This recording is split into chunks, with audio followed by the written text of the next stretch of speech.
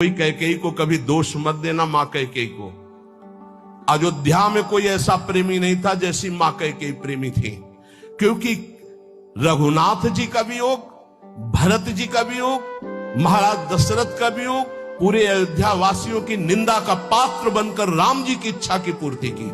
ये माता कैकेयी है, दूसरे में इतनी सामर्थ्य नहीं थी। माता कैकेयी जितना राम जी को प्यार करती थी, शायद है उतना कोई अवध में प्यार करता हो।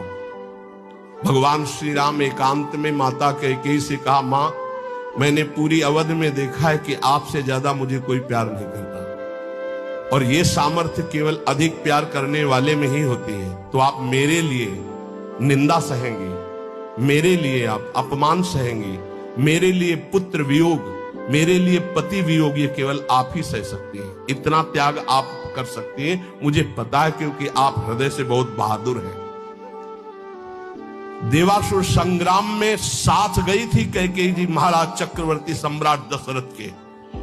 भगवान राम जी इसीलिए कह रहे हैं कि आपका हृदय वीर रस से भरा हुआ है, आप सह सकती हो मां, बस एक मेरी इच्छा है। तो उन्होंने कहा, हे राम, तुम्हारे लिए अभी प्राण त्याग सकती हूं, तुम्हारे लिए सब कुछ त्याग सकती हूं। तो उनका, आपको बस जिसलिए मेरा अवतार हुआ, मैं संतों के सुख के लिए अवतरित हुआ हूं, मैं अवध का राजा अभी नहीं बनूंगा, अभी आपको मुझे वनवास भेजना ही होगा।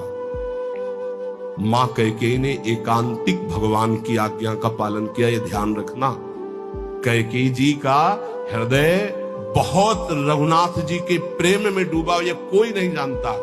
सर्वश्रेष्ठ प्रेम मां कैकेयी का, जिन्होंने अपना अपमान सहा, निंदा सहा, लेकिन राम जी की इच्छा की पूर्ति की। ये अंदर की बात कह रहा हूं। भरत जी ने कभी मां नहीं कहा।